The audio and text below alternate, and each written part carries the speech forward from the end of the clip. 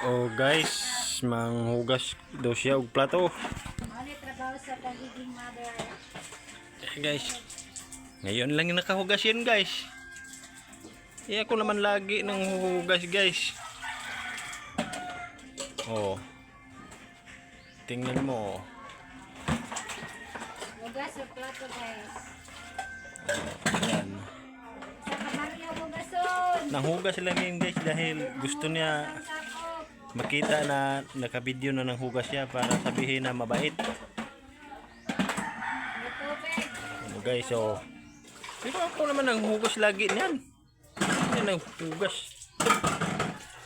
Hindi kaya yan naghuhugas guys. Saan sa? Ako naman lagi nang hugas eh. Isa daw? Ayaw naman yan talaga mahugas. Pagkatapos niyan kain, upo yan kaagad. Nagsahin na. Hindi naman talaga yan guys naghuhugas. Titingnan mo.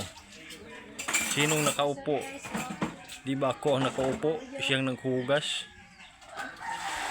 Ano ba talaga totoo? Siya naghuhugas, ako nakaupo lang. Sino ba talagang tamad? Hey guys. Siguro tamad. Ako siguro yung tamad dahil ako yung nakaupo. Bye guys. Ayan.